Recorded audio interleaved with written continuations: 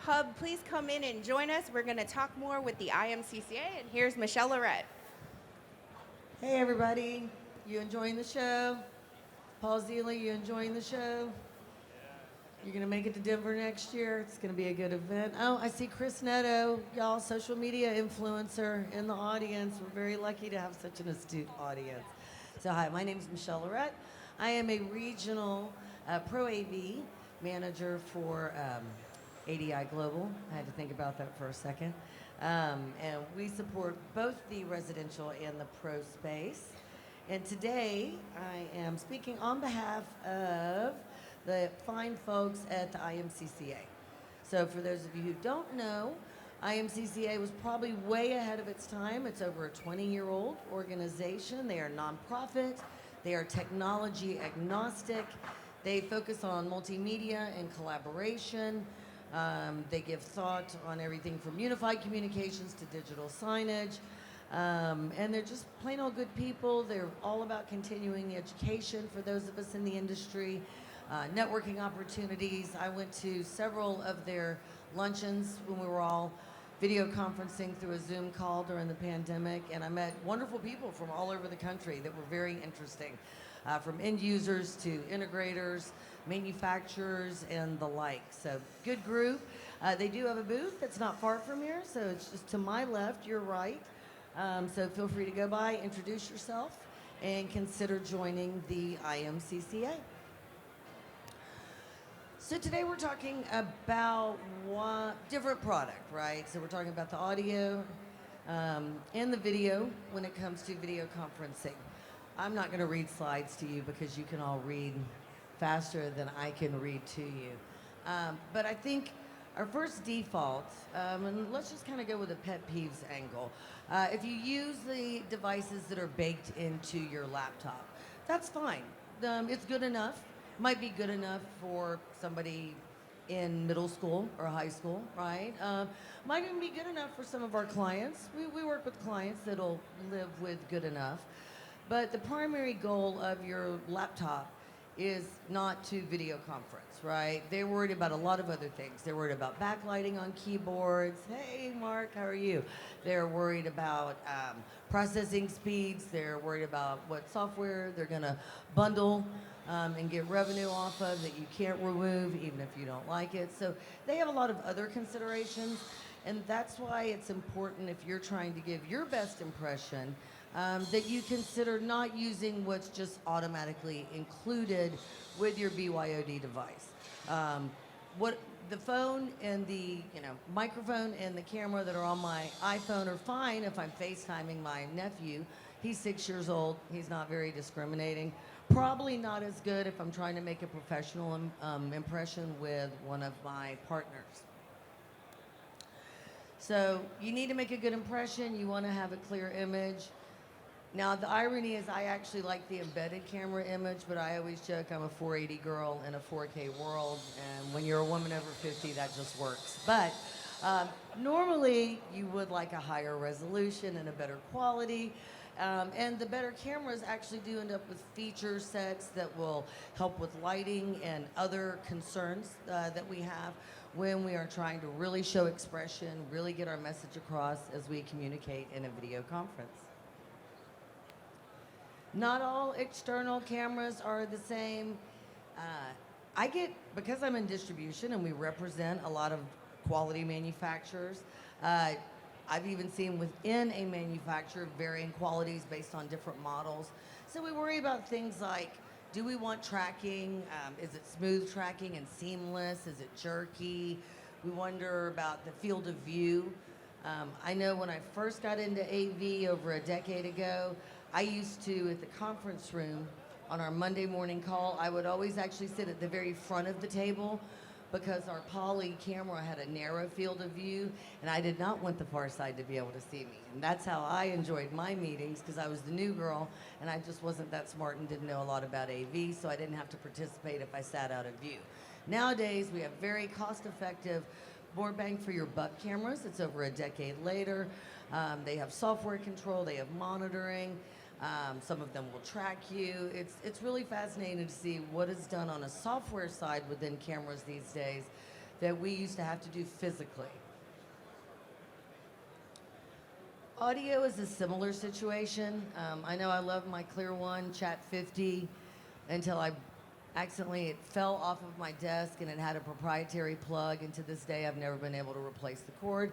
It also is a little arduous because I have barky dogs and they always wait until I get on a conference call to go ahead and bark at the squirrel or the leaf that fell or the neighbor that's walking by or the garbage truck. So one size doesn't fit all. Different types of people have different needs, and that's why we've got two great panelists that I'm about to let introduce themselves to you. So, everybody's got a different style. I'm a geek. My former boss, who I ran into on the show floor earlier, he lives in Dallas, said, "Oh, Michelle, it wouldn't be you if you didn't have those wired iPhone earbuds that you have been using for a decade." And he's right. I do. I like me a wired iPhone earbud. Call me old school. I do use Twitter. I don't just use Facebook, so I'm still hip and cool, guys. But that's just what I like. When I worked in distribution 20 years ago, I had a Plantronics over-ear set that I loved, right? That was really awesome. It had a 300-foot range. I could walk all around the building. I thought I was the coolest kid. It had a cradle right there on my desk. So some people like over-ear, on-ear, in-ear, 100% wireless. Everybody's got a kind of different speed, and that's just based on the individual and what their taste preference is. So there's lots of different types of personalities. There is no one-size-fits-all, I would say that. As much as organizations like to standardize, I do see a lot of, here's your budget, just go get what you need. But that doesn't really give a lot of guidance to the user based on if they're in office, out of office, road warrior, whether they're the connected executive, whether they're just a remote collaborator, whether maybe they don't need to be on it very often, so they don't think much about it. So I think the important step is to identify what the persona is in terms of determining what their needs will be, and I think that can help guide that process. So I'm really excited to have two subject matter experts and wonderful human beings today with Jabra and Polly, and I'm going to give them a chance to introduce themselves. Annie, would you like to start? Sure. I am Andy Mace. I am a product marketing manager at Poly, and I work primarily on our personal video devices, some of our smart camera technology, and USB video bars. Tim, would you like to tell them what do Hi. you do at Jabra? Hi, I am the Director of Business and Product Management for North America. Awesome. That means we basically choose the right products for our North American customers and make sure that they can use them well. Excellent. Yeah, I've seen lots of amazing products come from both of your organizations in the last 4 to 5 years, actually. Not that you didn't always have amazing products, but more that fits us. So let's start with the top of the board. This I will be reading. How important is it that enterprises and individuals do a needs assessment and/or persona identification before selecting products, or I would even encourage a suite of products for their individual users? I'll let Andy go first. What do you think? I think it's very important. We probably all agree after that presentation. One of the things that is really important and something that Tim and I were talking about earlier is the importance of human connection when you are in a video conference communicating across a screen or talking across a screen. And if you don't feel comfortable, you're not using the equipment that you like, it can be really easy to kind of fall back into the background. Maybe you don't want to unmute yourself. You don't really want to be on video because you don't feel like you look good. And that further deteriorates the ability to build a relationship online through a camera and through an audio device. So I'd say very, very important. Thoughts on that, Tim? Yeah, at Jabra we tend to start thinking about the devices we make first on the who and the why before we ever get to the what. So Okay. the persona stuff that you're talking about is absolutely crucial for how we think about building features or types or constructions of headsets or video cameras. And then the why is really around the pains that we're trying to solve. So you may be a road warrior and you may like earbuds, but you might have other pains there that might not solve your needs. So we do think deeply about those sorts of things. And then on the video side, there's a lot of assessments that need to be going, especially in the hybrid world. Yeah. Because now we may be in our home office, but we may be actually in our office, and you may have a different seat every day, and then you might also take some meetings from Starbucks. So the needs assessment is broader these days because you're going to be in different places because most of us are hybrid. If you're taking it from Starbucks, do you recommend better echo cancellation because of the background noise? Because Yeah. I've never been able to take a video call from a Starbucks because the noise floor is always so loud. Also, what's your order? Exactly, I know, right? It's going on all day long.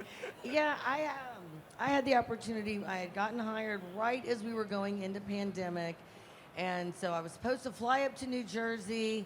I was hopefully going to get to see David Danto and Chris Neto because they live up in that neck of the woods, and it got canceled because it was March 15th of 2020 and the whole world went into shutdown. So my onboarding and training ended up being remote, and I had 6 or 7 different individuals, right, that each had their portion. Only 2 of them had video cameras. Of course, they all had audio, but only 2 had video cameras. And I have to say, of those 2 of the 7, that ended up being the better relationship building. I think I appreciated the information they were delivering, probably retained the information better as well. And even though I work for a company that we sell video cameras, when we distribute them, a lot of times all of our remote people have all of these tools, but a lot of times we might use Teams to call somebody in a brick and mortar branch and they don't have a camera. And I'm like, well, then put Teams on your phone, so at least, because you build those stronger relationships. So y'all have any good examples or fun stories of what can go wrong when you have the wrong tool for the job? We'll start with you. Yeah, wrong tool for the job. We get asked a lot, like, does the noise canceling on your headset also work with the noise canceling in Teams or Zoom? Or do those things clash? Is that? Oh, that's a good and question. So, during a webinar, I was trying to show what bad looks like and what good looks like, and turn off the noise canceling headset, and it was still quiet in my office, even though I had stereo music blasting. Oh, And it's really? because the noise canceling on Zoom was doing a pretty good job. Oh, So it was a interesting. failed demo in that sense. When you turn the noise canceling off, then it gets very loud, and suddenly the lives change. So I think one thing that I learned from that is helpful for people is that the blend of the microphone noise canceling, the input of the device, Yes. and the passive or active noise canceling for you to concentrate at your work is good. But also those work hand in hand with the platform noise canceling to get both the best worlds, and then you're going to get a really great example, a really great experience and some after both. redundancy. Yeah, redundancy. Do And you have just any really good quality. Good thoughts on that or funny stories? I have a great one, actually. Oh, good. It's not from me, Okay. but one of my good friends is a mental health counselor, Uh-huh. and she does a lot of telehealth sessions from her. I think she has like a Surface Pro desktop. She's typically uses, the camera in that. Maybe she uses Apple, like the wired headphones you were saying. Yeah. And she has 2 lovely, loud dogs. And they like to sit right by her when she's working. They like to come sit down, run around, then come sit down. And she was in the middle of a client session, and one of her dogs came in, laid down, and when he did that, he let out this big sigh in the middle of the client telling some very personal, important story.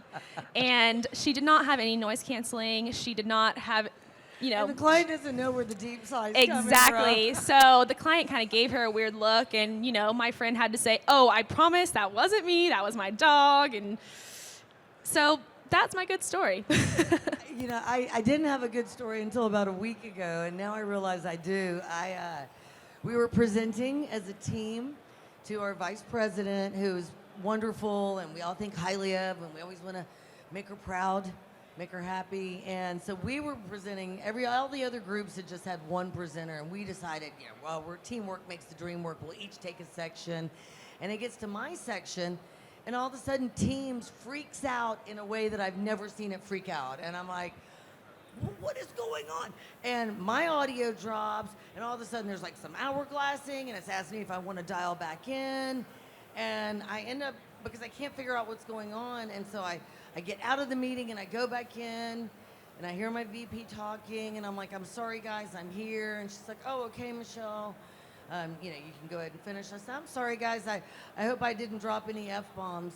And 4 or 5 of my coworkers all went, "Oh yeah, you did actually a lot of." And I was like, that's humiliating."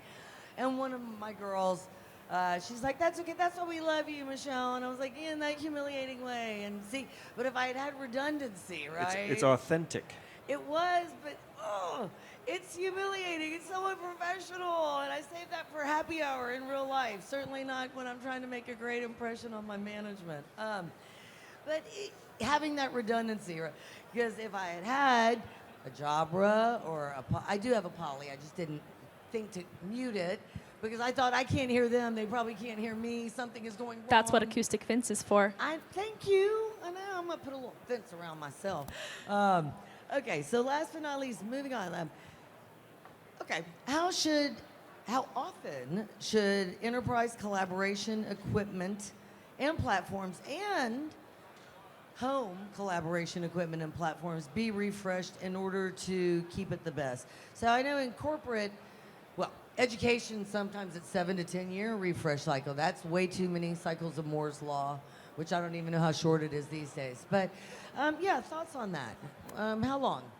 I think it's very dependent on the situation, again, getting back to the work style, and also what kind of device you have. I think we go through periods where there's a lot more innovation, which we're kind of in one now with post-pandemic. Absolutely. So, it's harder. Devices you bought prior to the pandemic might not be as future-proof because now we're going through this big push of innovation. Yeah. But, if you have a good 4K webcam that has noise canceling and you're just working in your home office, you're a knowledge worker, that could last you for a long time. You might not need to get one for several years, but if we start coming out with a lot of new auto framing or just a lot of new technology features, which I think Tim will agree that's kind of where the space is in right now, we're innovating a lot, then it's definitely a shorter turnaround, like 1 year turnaround.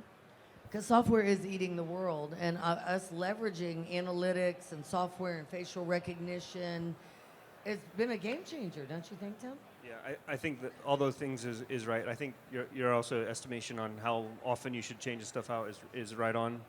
I think if I were, trying to outfit my office or my home office with new equipment now, I'd be looking for devices that would have a company behind them that was talking about software experiences. Yeah. Mainly because, you can change the behaviors of your device over time with additional software features. Something that's easy to manage, easy to update, something that maybe has robust infrastructure, good processors built in so that you can change what the device does. Right now, today, the devices do things that we need for what we're doing, and in 12 months' time, those things, those needs, those pains that those guys have might be different. So for us as manufacturers and software developers, making experiences that last longer is really important, I think, for the end user, and we're focusing a lot on that. Well, and it's interesting because I was thinking, back in the olden days of a mere decade ago, for us to do auto tracking, let's say in a university setting, we'd have to have sensors and mads and pads, and the educator would have to have a lanyard so that the camera would know to follow them if there wasn't an operator, which there was never an operator. It was very, very expensive. And for me to see in the last, 36 months, this amazing variety of built-in through software, auto tracking, it's just a tremendous leap, and it's a fraction of the cost, and it's still great for an integrated environment, right? But it can also work from a BYOD or on the road. I just think that's incredible. Yeah, I think software is a great way to future-proof as well. I do see a lot of companies, it's something that we're trying to do is have those devices with a more powerful processing chip so that we can continue to innovate. Just like Tim said, you just update your software and you have all these new features. If you are thinking forward and putting the power in the beginning so that you're not held back by the hardware. That's something we're trying to do right now. And the folks in the industry that are installing this stuff for them, this allows you to build a sense of trust with your customers, right? If you're selling them a device that can take additional software updates over a period of time and essentially future-proof your recommendation for their conference rooms or for their home offices you build a much better trust with your customers. I think that's important as well. Well, and it's interesting because I think as integrators, we always think, whether it's in the residential or commercial space, you know, we always ask for the installed business, but maybe we don't think of the consumables, as we might frame them, category. Do y'all, is that what y'all are product managers? What category do you put it in? Is it the individual category? I mean, it's not installed. So It's like a prosumer. Right. You know, it's someone who is. Why not offer it up? An you end have user, access yeah. through the channel to all of these fine devices, right? So are you going to let the internet sell it to them, or are you going to offer it to them where you can actually help them pick the right product and give some professional guidance? So, anybody have any questions? Anybody? Here we go. David, I'm sure you have a question because you are just a veritable cornucopia of wealth, information, and natural curiosity.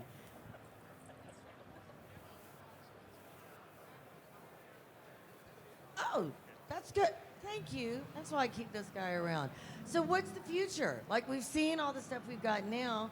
I need you to be futurist for me and tell me what you think we're going to see the next 5 to 10 years. Where are things going, right? We talked about how AI and facial rec and all that has made, and software has made cameras better. What's next? What's next? Yeah, I'll start and you can finish my great thoughts I'm going to have. Yeah, so basically, the way we're thinking about it now is directional audio and video. Okay. So What does that mean?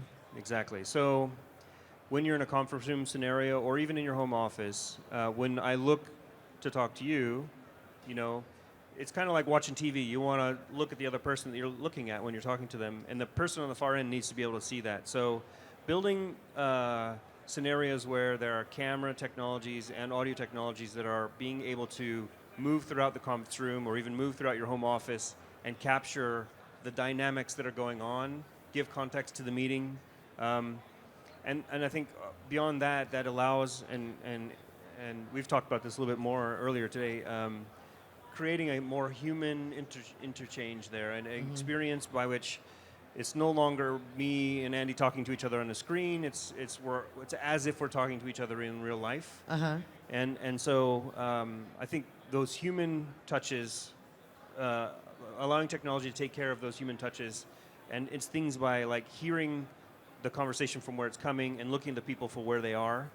Those are some of the areas I think are really important in this humanization of the technology. So is that a teaser that we're going to have the Jabra hologram camera by 2027? He cannot confirm can't or wait. deny, but I'm just saying it might be on a roadmap. What do you think, Andy? Yeah, I think that's all very accurate. And I would say focusing more on the personal devices, I expect to see a lot more convenience features coming to the personal devices. Uh-huh. You know, I'll be honest, I don't totally know what that looks like yet because I think we're all settling into what the best work from home experience looks like. But as we figure that out, what are those convenient features? You know, I guess one example would be having your devices connect really easily. So Yes. like if I had a webcam and I'm wearing a headset, I want them to connect. I want them to connect easily. I want to put one USB into the computer and that's all. I used to be late to meetings all the time because I was trying to figure out all my devices and Yes. set my audio, and I just put my USB dongle into the back of my P5, plug my P5 in, and I'm done.